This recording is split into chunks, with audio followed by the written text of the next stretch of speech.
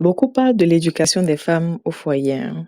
Mais aujourd'hui, là, nous allons parler de pourquoi l'homme aussi doit être bien éduqué pour bâtir un mariage solide et harmonieux. OK? Donc, dans cette vidéo, nous allons parler d'un sujet très fondamental, l'éducation de l'homme et son importance dans le mariage, surtout dans un mariage réussi. Donc, on va parler de 4 différents points. Le premier point, on va parler de qu'est-ce que c'est l'éducation d'un homme. OK?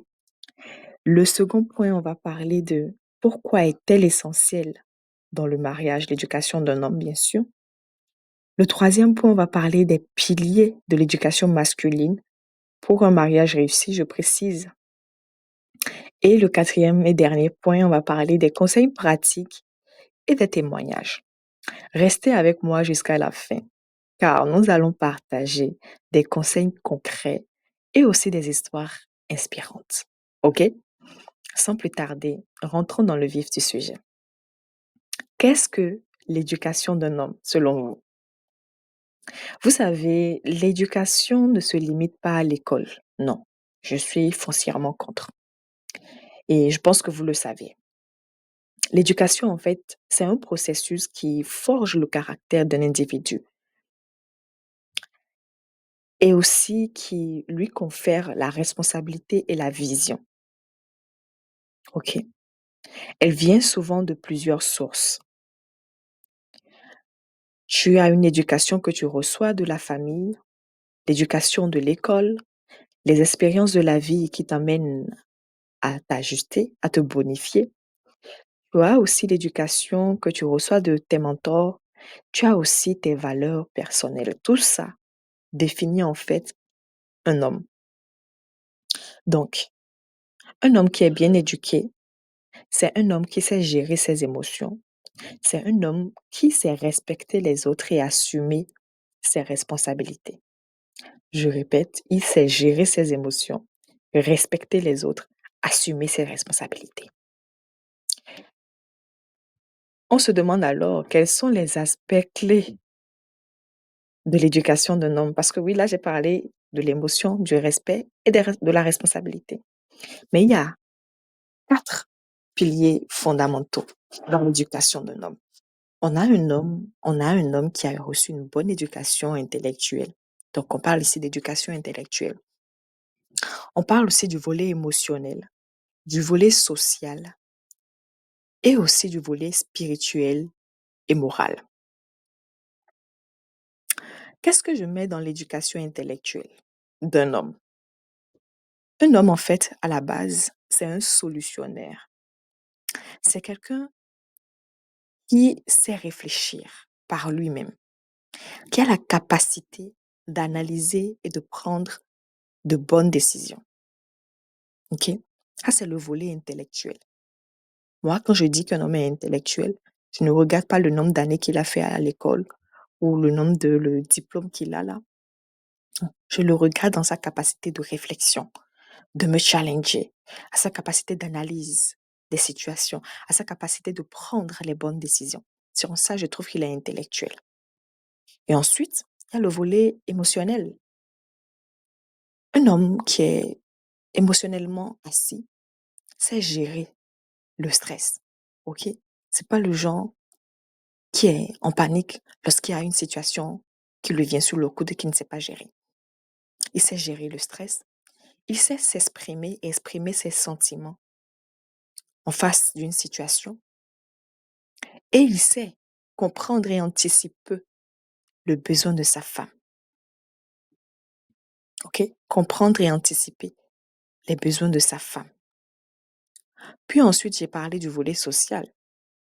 Le volet social ici, c'est généralement le respect des autres et de soi-même. Le respect des autres et de lui-même. C'est important. Je parle ici aussi de la communication. Parce que beaucoup d'hommes aujourd'hui sont renfermés sur eux parce qu'ils se disent qu'ils sont hommes, qui n'ont pas beaucoup trop parlé. Je suis désolée, mais si tu ne parles pas, on ne peut pas savoir ce que tu penses. On ne peut pas rentrer dans ta tête. Il faut que tu apprennes à communiquer. Et aussi, je sais que ce que je veux dire là, beaucoup d'hommes ils ont du mal, de la misère à le faire. mais avoir de l'empathie. Souvent, c'est le commun des femmes, l'empathie. Mais je pense qu'il en faut. Parce qu'un homme qui n'a pas de l'empathie, lorsque sa femme traverse des moments difficiles, parce que nous sommes des êtres émotionnels, il a du mal à comprendre. Donc, il doit développer ce côté empathique de lui. Puis ensuite, j'ai parlé du volet spirituel et moral. Il est important qu'un homme cultive des valeurs comme la fidélité. Je dis bien la fidélité. Je sais que nous, dans notre communauté afro, on prône souvent, surtout il y a un dicton qui dit oui, les hommes, on les prend tels qu'ils sont. Non, je suis désolée. Je suis désolée. On a tellement euh, facilité la vie aux hommes, facilité le fait aux hommes, normaliser le fait que les hommes nous trompent que pour nous, c'est normal. Je suis désolée si tu es une femme que tu m'écoutes, ce n'est pas normal. Si tu es un homme, tu m'écoutes, ce n'est pas normal, c'est anormal. Moi, la base d'une relation, c'est la fidélité. Si je suis avec toi et que je sais que tu ne fais pas mon affaire, je te fais asseoir, je te dis, on se quitte. Pourquoi faire rester quelqu'un dans une relation si tu sais que tu seras infidèle? Tu deviens infidèle lorsque ce que tu as ne te suffit plus. Donc quitte. C'est de la méchanceté, j'appelle ça. C'est de la malhonnêteté. Et donc, l'une des valeurs que tu dois cultiver à part la fidélité, c'est l'honnêteté. La capacité de dire à ta femme, écoute chérie, quand je t'ai connue, tu étais très belle et tout. Je sais qu'avec les grossesses, tu as pris du poids, ton corps a évolué, mais on peut commencer par faire le sport. Amène-la à devenir cette femme qui te plaît au dehors. Ça, c'est l'honnêteté. Et la patience aussi. La patience de savoir que chaque chose en son temps. Il y a certaines choses qui prennent du temps. De ne pas vouloir tout d'un coup.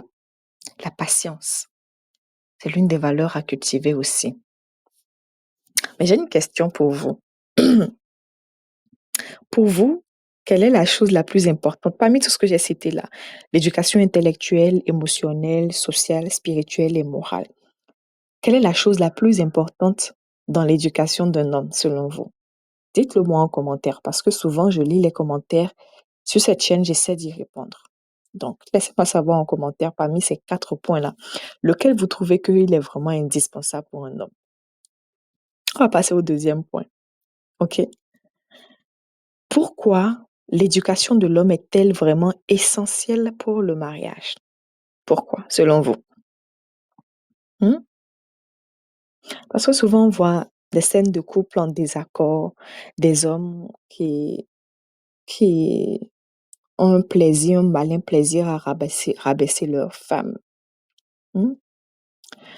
Je trouve ça juste dommage de se mettre avec quelqu'un dans un mariage pour finalement le trouver comme un ennemi. C'est juste dommage. Donc, pourquoi l'éducation de l'homme est-elle essentielle? Un homme qui est bien éduqué, je vais vous donner en fait ce qu'il est en capacité de faire pour que vous mesurez l'ampleur. Ok. Un homme qui est bien éduqué, il sait comment gérer les conflits avec intelligence et patience. OK? Avec intelligence et patience. C'est qu'il sait prendre du recul. Lorsqu'il y a une situation qui arrive, il sait prendre du recul, analyser la situation et pouvoir apporter une solution. C'est le genre qui sait respecter et valoriser sa femme en comprenant ses besoins et ses attentes. C'est le genre qui sait que quand il regarde sa femme, il voit les compétences en elle et lui dit, chérie, je sais que tu es en capacité de faire ça. Tu peux reprendre tes études. Tu peux faire ci, tu peux faire ça. Tu peux avoir ton permis. Tu peux être indépendante. Qui n'a pas peur d'autonomiser sa femme. C'est ça un vrai homme. C'est pas le genre là qui veut que tu restes à la maison à surveiller les enfants, à laver la maison, à nettoyer. Non. C'est le genre qui voit en toi des compétences que tu peux développer. C'est le genre qui voit que sa femme a passé une dure journée et qu'elle a besoin de repos, sans forcément qu'elle ne le demande. C'est le genre qui anticipe sur ses besoins. Un homme bien éduqué, il sait être un leader et un pilier pour sa famille, en prenant des décisions réfléchies, parce qu'il a pesé le pour et le contre, comme il sait la direction dans laquelle il veut mener sa barque. il sait peser le pour et le contre et il sait prendre de bonnes décisions. Parce qu'en fin de compte, c'est un exemple pour ses enfants. Les enfants n'imitent que ce qu'ils voient. Ils vont imiter le comportement de leur papa parce que c'est leur héros.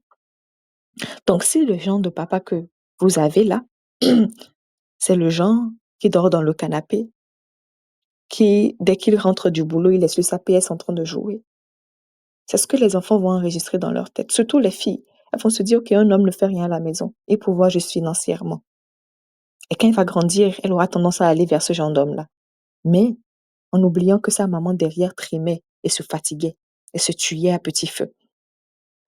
Il est important que si on veut que nos enfants, nos filles, soient de meilleures mères, meilleures femmes demain, que nous, parents, surtout vous les hommes, vous apprenez à vos filles le type d'homme qu'il faut qu'elle aille chercher ou qu'il faut qu'elle accepte.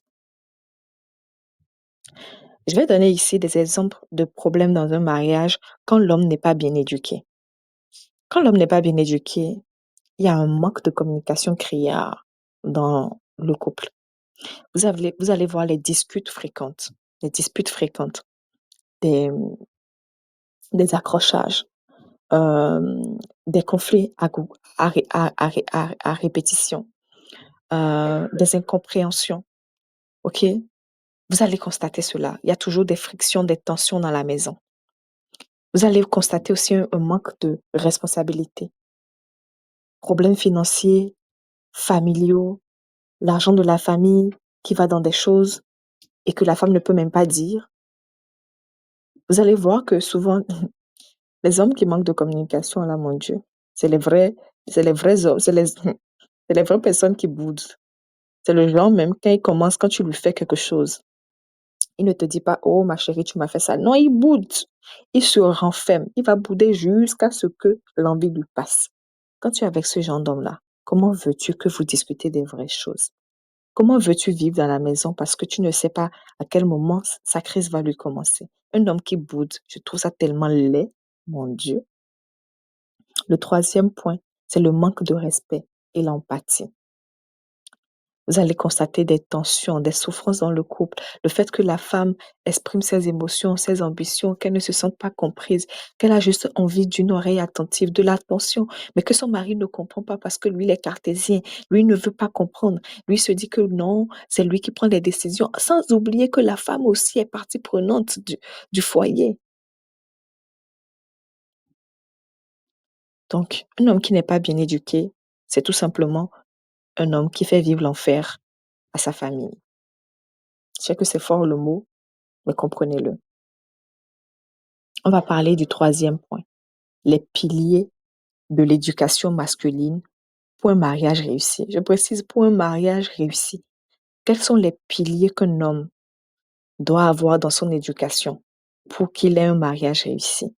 J'ai parlé de la communication déjà. Savoir écouter sans interrompre, exprimer ses émotions sans violence, discuter des problèmes au lieu d'éviter les conflits. J'ai souvent entendu que lors du dating, là, en tout cas, j'entends souvent des témoignages, des retours d'expérience de femmes qui disent que oh, je suis allée en dating, le mec il ne faisait que parler. Oh, moi j'ai fait ci, oh, moi j'ai fait ça, j'ai ça, je n'aime pas ci. En fait, il ne donne même pas l'opportunité à l'autre de s'exprimer, d'exprimer ses ambitions, ses aspirations, ce qui l'anime. C'est toujours le moi, moi, moi. L'ego est tout le temps en train de parler. Lorsque vous êtes en dating, en relation avec quelqu'un, et c'est toujours lui qui est centré, il est centré sur lui, son nombril là, ma chère, c'est que dans le mariage, tu risques de souffrir. Parce que quand tu vas lui dire que tu as telle situation, lui aussi va te dire, ah, j'ai vécu pire déjà, j'ai fait ci. En fait, il ne sera pas empathique. Exprimer ses émotions sans violence. Méfiez-vous des hommes qui trouvent un vilain plaisir en rigolant à vous dire, oh, t'es moche, t'es sale. Attention. Parce qu'aujourd'hui, beaucoup ont compris qu'il y a au-delà de la violence physique, de la violence verbale et psychologique. Beaucoup de femmes subissent ces violences-là dans le foyer. Beaucoup de femmes aujourd'hui voient leur partenaire leur rabâcher à longueur de journée leurs manquements. Pourquoi j'étais épousée, mais mon Dieu, Qu'est-ce que tu es vilaine? Qu'est-ce que tu es moche? Mon Dieu, qu'est-ce que nanani? Toi, tu as la capacité d'élever ta femme et c'est toi qui la rabaisse. Tu espères quoi? Lorsque tu prends même un enfant, que tu l'insultes du matin jusqu'au soir, est-ce que tu penses que cet enfant-là va t'aimer? A priori, maintenant, on prend ta femme qui est une adulte vaccinée, tu lui rabâches à longueur de journée ses manquements, ses imperfections, et tu veux en retour qu'elle soit soumise et qu'elle t'aime d'un amour inconditionnel. Tu ne vois pas que tu veux le beurre et l'argent du beurre? Est-ce que tu ne vois pas que tu es un sorcier même? Tu donnes des saletés à ta femme et tu veux qu'en retour, elle te donne de l'amour. C'est aussi simple et facile comme ça. Il est important qu'on refasse une introspection, hein, et qu'on se dise les vérités. Le deuxième pilier ici dont on va parler, c'est la responsabilité, le volet responsabilité. Un homme doit apprendre à être responsable. Il doit apprendre à prendre soin de sa famille sur tous les plans, sur le plan financier, émotionnel, spirituel. Oui, parce que souvent, vous savez, les hommes, je pense, ils ont été éduqués à pourvoir financièrement. Mais ils oublient que le volet émotionnel et spirituel est très important. Vous savez, les temps ont évolué. Moi, j'ai vu nos mamans accepter des hommes dans leur vie parce qu'ils pourvoyaient financièrement. Donc, elles se tuaient à la maison pour assurer l'éducation des enfants, pour être présentes dans tous les autres aspects de la vie d'une famille. Le papa était juste le pourvoyeur financier. Mais aujourd'hui, ça a changé. Aujourd'hui, ce qu'un homme peut faire, une femme aussi peut le faire. C'est-à-dire qu'aujourd'hui, on a des femmes qui sont cadres, qui sont ingénieurs, docteurs, qui gagnent leur vie, qui ont fait des revenus, qui sont en capacité de faire ce qu'un homme aujourd'hui peut faire. Donc, imaginez alors que tu te suffis. En fait, c'est le genre de femme, elle a tout pour elle, à part un homme, bien sûr. Maintenant, elle se demande, OK, je vais me mettre en couple là. C'est pour faire quoi? Avoir des enfants?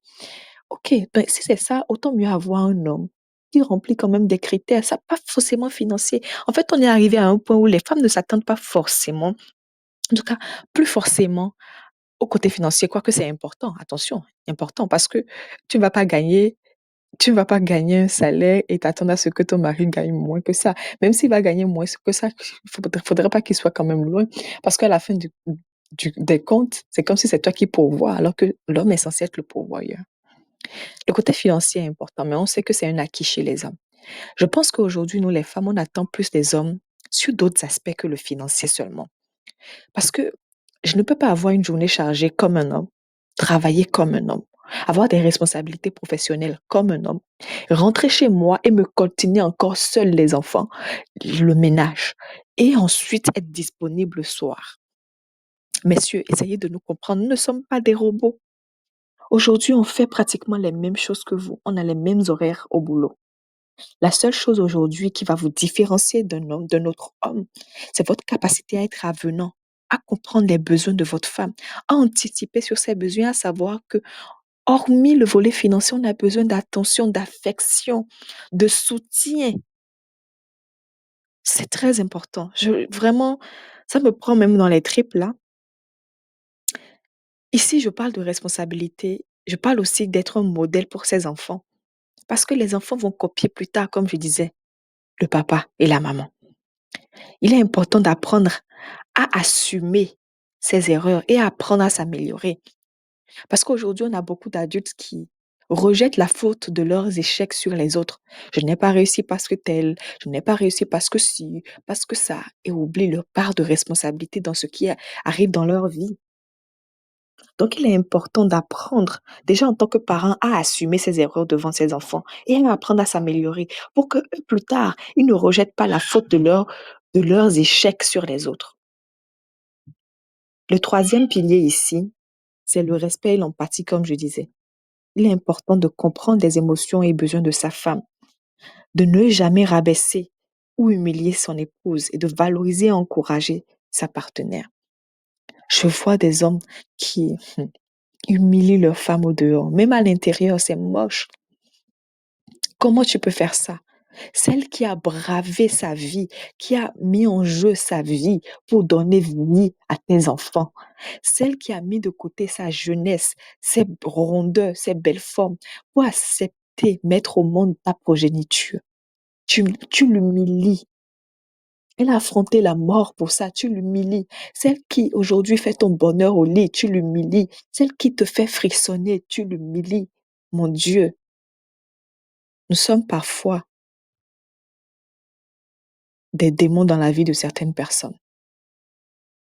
Pose-toi la question, est-ce qu'aujourd'hui, je fais le bonheur de la personne qui est avec moi ou je fais son malheur? Parce qu'on n'est pas venu souffrir. Si tu sens que cette femme-là qui est en face de toi, tu ne l'aimes plus ou elle ne correspond plus à tes attentes, la vie là est faite de choix, hein. Fais le choix qui te convient et libère-la. Ne lui fais pas vivre un traumatisme. Donc, le pilier 3, comme je disais, c'est le respect et l'empathie. Le dernier point dont on va parler ici, c'est l'amélioration continue. Il est bien que, oui, tu as reçu une bonne éducation, tu es quelqu'un de foncièrement bon, mais il faut te mettre à jour à travers les livres sur le mariage, à travers le développement personnel, à travers le fait que tu écoutes aussi des personnes expérimentées. C'est-à-dire, on a déjà des parents qui ont fait des années de mariage. On se demande même comment ils ont fait, alors que déjà au bout de quelques années, là, on est essoufflé, là. Donc, tu vas écouter leurs témoignages. Comment ça s'est passé votre mariage? Quelles ont été vos difficultés? Quelles sont les situations que vous avez traversées? Comment vous les avez traversées? Si vous voyez que les parents, vous ne pouvez pas forcément vous rapprocher d'eux, essayez d'avoir des mentors, des coachs. Aujourd'hui, il y en a. Trouvez-vous des mentors, des coachs qui puissent vous accompagner. Parce qu'il est important de travailler sur soi chaque jour.